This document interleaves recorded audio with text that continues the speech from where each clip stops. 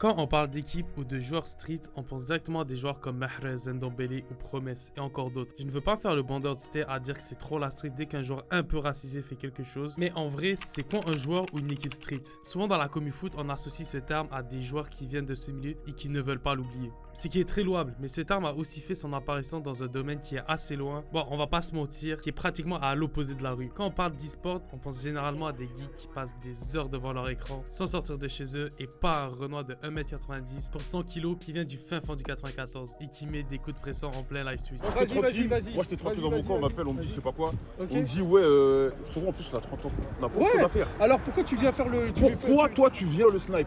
D'accord, ok. 30 ans, frère. D'accord, non, on déjà de 1, déjà...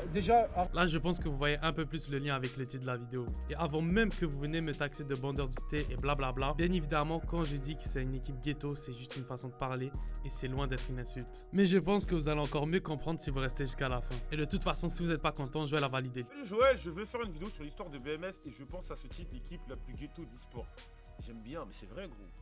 Je viens de me rendre compte que je n'ai même pas encore parlé de l'équipe en tant que telle. BMS est basé principalement sur des jeux de combat comme Smash Bros, Street Fighter et FIFA. À la tête de l'équipe, on a deux potes, Joël Digbeu et Alexandre Kao, que vous connaissez plus sous le nom de Alex le Piéton et Joël Postpad. On va d'abord se focaliser sur Joël, qui est né le 9 janvier 1990 et a grandi dans le Val-de-Marne dans le 94, comme dit plus tôt. Il aura son bac sans trop de soucis, mais au moment d'aller en études supérieures, il heurte un mur. À la base, il voulait être monteur. Et comme vous savez, les écoles de graphisme, ça coûte cher. Et puisqu'il n'avait pas forcément les moyens, il a décidé d'aller à la fac. Mais rien ne l'intéresse réellement, du coup il n'a pas de motivation pour continuer. Il va faire comme tous les jeunes de 18 ans déscolarisés, il va se lancer sur Twitch. Non, je rigole, bien sûr il va aller faire des petits boulots comme vendeur, cuisinier à McDonald's et même maître de chien. Tout ça jusqu'en 2016 où il va vivre entièrement de sa boutique en ligne de compléments alimentaires. Là je vous dis de nulle part qu'il est passé de vendeur de vêtements à businessman. Ce que je ne vous ai pas dit, c'est que pendant ces 5 années à enchaîner les petits boulots, il vendait des protéines aux gens de son gym et ça marchait tellement bien qu'il a décidé de créer un vrai site. Mais la programmation c'est pas son délire, du coup il a fait un tweet où il explique son projet. C'est là où notre deuxième protagoniste entre en jeu, Alex le Piéton. Je n'ai pas trouvé énormément de choses sur lui, à part qu'il est vietnamien, qu'il doit avoir environ 35 ans et qu'il fait du break. Il lui dit qu'il est dans l'informatique et qu'il peut lui créer son site. Et de là, une amitié s'est créée. Pendant quelques années, ils vont continuer à vendre leurs compléments et ils vont de plus en plus prendre leur place dans la twittosphère. Surtout Joël qui va prendre d'abonné en abonné jusqu'à un élément déclencheur qui va changer la trajectoire que prenait sa vie.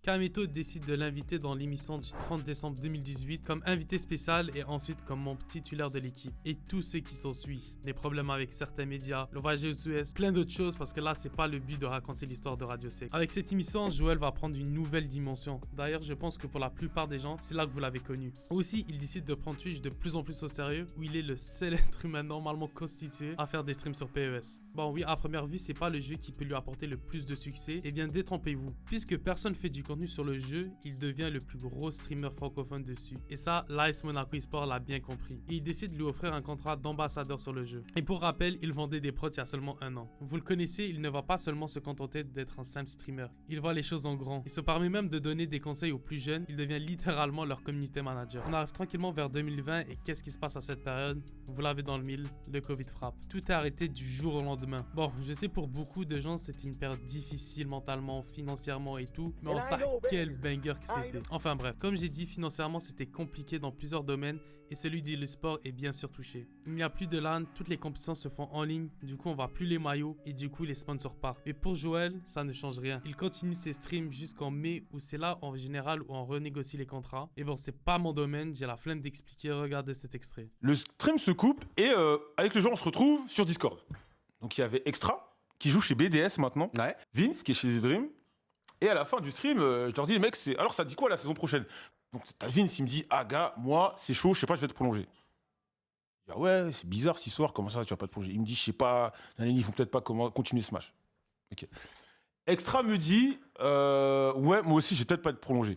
Oh là tu commences à sortir le sapin. Le truc qui m'achève, c'est un mois après, j'apprends que Wawa Dragon Ball Fighter Z va sûrement quitter l'équipe. Alors que c'était un monstre. Alors que c'est un crack. Je comprends pas le délire, je sais pas. Dans ma tête, j'ai Alex, gros, je crois que c'était juin, juillet, j'ai Alex, hey, gros, dis à la SN que c'est bon, moi je prolonge pas, tu vois. là, deux portes s'ouvrent à lui. Soit il va à Grizzly Sport, vous vous souvenez l'ancienne équipe d'e-sport d'Antoine Griezmann, soit il va à MCES, il fait l'interview avec les dirigeants de la structure en slip chemise.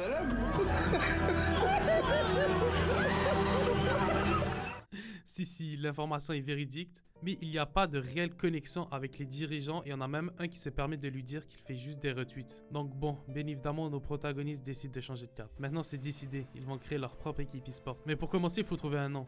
Et là, zéro idée. Dites-vous qu'ils sont tellement hausse de noms qu'ils décident d'aller sur des générateurs de noms d'équipe e-sport. Et bien sûr, le résultat est pas fameux. Alors ils vont pas chercher bien loin. Vous vous souvenez de leur marque de prod? Ils vont juste faire une contraction de celui-ci, qui est Bimouted Subs, qui devient BMS. Ils ont eu l'idée en écoutant cet extrait de Freeze.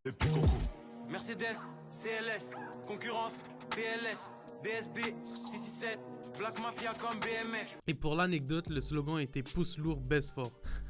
Ouais, on ne peut pas l'inventer. Bon, on a le nom, il reste le logo. Et c'est le même problème. Ils galèrent pendant un bon moment. Jusqu'à un soir où les deux jouent à FIFA. Et les gens normaux font des Real PSG ou je ne sais pas quoi. Eux, ils ont fait un Brésil-USA équipe féminine. Ils ont bien kiffé le logo des USA. Du coup, ils n'ont pas cherché midi à 14h. Ils ont modifié le logo à leur sauce. Et surtout pour avoir aucun problème de plagiat. Et voilà, le logo de BMS est créé. On a le nom, on a le logo. Maintenant, il faut des joueurs. Car une équipe e-sport sans joueurs, ce n'est pas une équipe e-sport, logique. Mais des joueurs, ça coûte de l'argent et je rappelle, on est encore dans le contexte de la Covid. Donc la structure va se baser sur un plan simple, ce que j'appelle l'Ajax Projet. Vous inquiétez pas, je vais tout vous expliquer. L'Ajax, si vous ne le savez pas, c'est l'équipe professionnelle de foot d'Amsterdam. C'est une équipe avec une histoire riche, qui a gagné plusieurs fois la LDC, mais qui a perdu de sa splendeur dans le foot moderne, qui ressemble de plus en plus à un groupe d'ultra riches qui se partagent la LDC. Et en 2019, ils ont créé l'exploit, en éliminant de grands noms comme le Real Madrid, la Juventus, etc.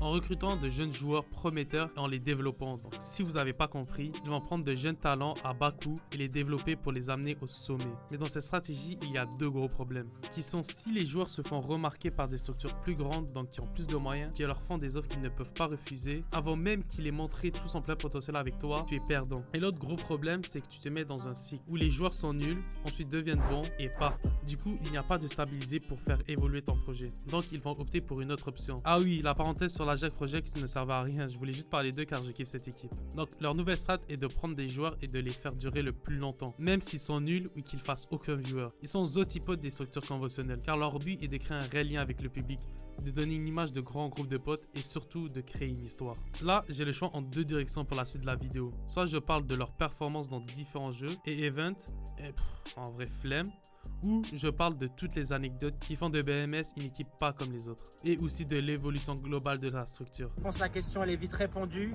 Mais j'ai quand même envie de vous parler de quelques petits trucs. Déjà, ils récupèrent Wawa, l'un des meilleurs joueurs de DBZ Fighter, au monde, qui à l'époque était à Monaco eSport. Et d'autres cracks de Smash Bros comme Bloom Forever et Raflo, que vous connaissez sûrement déjà si vous suivez la scène. Juste pour vous donner un ordre d'idée, Raflo était le premier européen à sortir Gluttony pendant un tournoi, qui était le meilleur joueur du monde à l'époque si je dis pas de bêtises. Et Bloom était une star montante de la scène. C'est juste pour vous montrer qu'ils ne sont pas là pour niaiser. Maintenant, on peut passer aux choses drôles. La vidéo d'annonce de Raflo était une ref à la pub légendaire de Nike, Take It to the Next Level.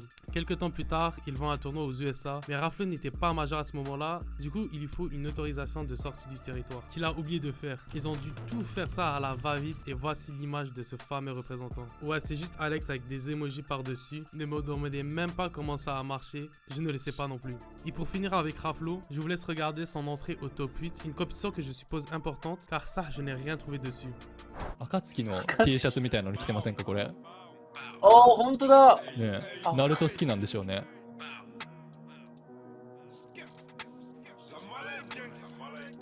BMS ってねまああれっすねなんかちょっと踊りのせいで喋りに集中できないんですけどBMS っていうフランスのチームに所属しているまあさっき Lors de leur premier event IRL, il y a une descente de police. Bah, pas vraiment une descente, mais une visite de la police plutôt. Ah, nous avons une visite, nous avons eu la police qui est venue voir ce tournoi, c'est dire l'engouement autour de FIFA. Au début de cette année, ils étaient censés avoir 4 gros deals. 2 sociétés de paris sportifs qui ont finalement refusé et 2 autres de crypto-monnaies. L'une est passée sous liquidation judiciaire et l'autre a fermé ses portes en France. Leurs locaux n'ont pas de douche. Du coup, la chose logique est d'en installer. Non. Ils préfèrent aller au Basic Fit d'à côté. Est-ce que je vous ai dit que Joel avait été interdit de quitter le territoire français et c'est ce qui lui a fait manquer une copie au State? La raison est débile. Il avait juste oublié de payer une amende et la douane lui a gentiment dit non. Morale de l'histoire, n'oubliez pas de payer vos amendes. Et à l'heure. Bon, je vais faire un speedrun d'autres choses que je trouve drôles dans la structure. Et le fait que Joel est comparé à un dictateur par sa commis, qu'il y ait eu un arc dealer de manettes, que chaque tweet est en lien avec les meufs ou le sexe, un membre de BMS est impliqué. Prenez-moi pour un fou, mais selon moi, c'est l'équipe qui représente le plus le peuple. Déjà, leurs deux CEO ne sont pas les plus gros streamers ou youtubeurs du monde francophone, comme la KC, Gentlemate ou encore les JL. Ce qui fait que la communauté est un peu plus niche. La structure en tant que telle aussi a peu de moyens comparé aux autres, et comme je l'ai dit tout à l'heure, est assumée et rend le club plus proche du peuple. Aussi, puisque c'est une petite structure, même si c'est le plus gros club spécialisé dans les jeux de combat français, ça rend la communauté plus soudée et plus proche entre elles. La vidéo est finie, abonnez-vous et allez me suivre sur Twitter et arrêtez de me faire passer pour un singe.